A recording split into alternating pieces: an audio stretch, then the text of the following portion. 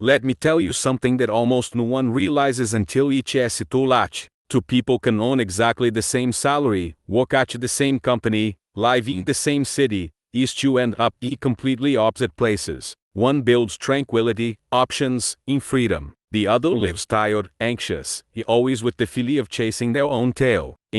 This has nothing to do with luck, above average intelligence, or secret privileges. The difference begins with small decisions, repeated for long time, that seem harmless in everyday life, but that shape entire destinies. At first, the two lives are practically identical. Same salary, same bills, same dreams. Both work hard, wake up early, fulfill their obligations. If you look from the outside, there is nothing to indicate that one will prosper and the other will be stuck. And that is exactly where the danger lies. Because what separates these two people isn't something visible at the beginning. Each is something silent, almost imperceptible, but extremely powerful, the way they see use money. One perspective treats salary as an end in itself, something that arrives at the end of the month to pay bills, relieve pressure, and allow for small pleasures. The other treats salary as a means, a temporary tool to build something bigger. This difference seems subtle, but it changes everything. When money is seen only as a reward for effort, it slips through your fingers. When each is seen as a tool, it starts to work. Most people believe that the financial problem lies in owning too little, but that doesn't explain why people with good salaries continue to live in hardship. The real dividing line isn't how much money comes in.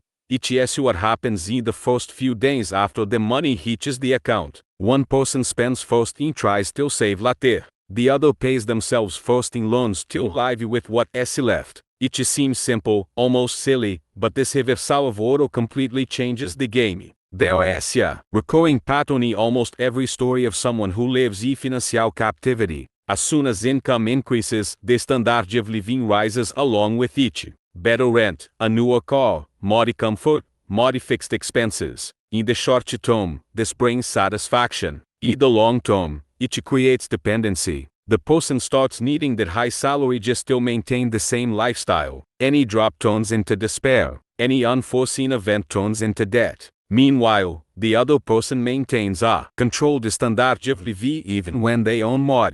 Not because they deprive themselves of everything, but because they understand that freedom comes at the cost of discipline. The curious thing is that those who live with more control almost never seem richer at the beginning. On the contrary, they often seem simpler. They don't flaunt it, they don't make a fuss, they don't try to prove anything to anyone. Those who live on the edge, however, tend to seem better off.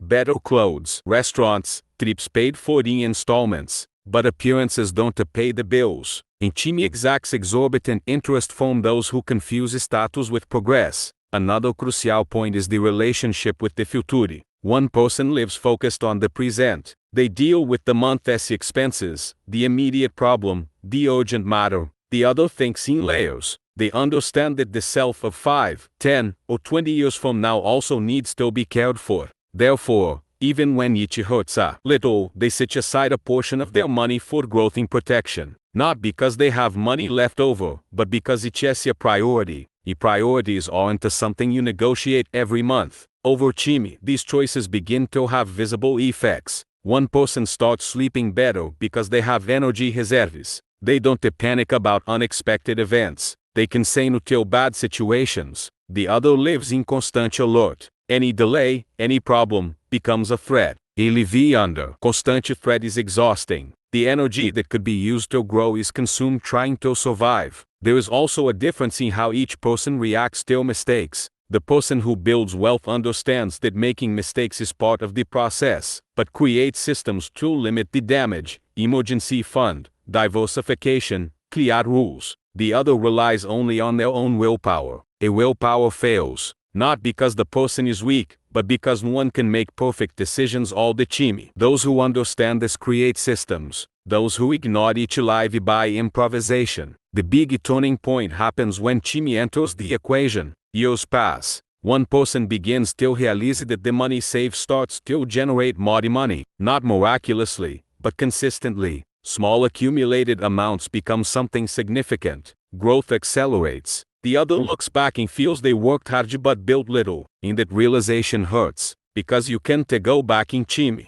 You can only learn or become frustrated. The saddest thing is that many people, upon realizing this, conclude that the game is unfair or that each is no longer worth trying. This thinking is a trap. The truth is that time will pass anyway. The only real choice is whether each will work against you or in your favor. Even small changes made today can completely alter the outcome later on. Both people continue earning the same salary for each some time, but one starts to have income in addition to their job. Small, at first, almost insignificant. The other continues to depend exclusively on the next paycheck. When an opportunity arises, one manages to seize it. The other cannot take the risk. The opportunity without the ability to act is only frustration. At the climax of the story, it becomes clear that the salary was never the villain. The villain was always the lack of intention. Financial life does not organize itself. If you don't consciously decide the fate of your money, it decides for you. And almost always the automatic decision is immediate consumption, not because you are irresponsible, but because the entire system encourages it. Opposite lives are not created by grand events, but by invisible habits. Small decisions repeated when no one is watching.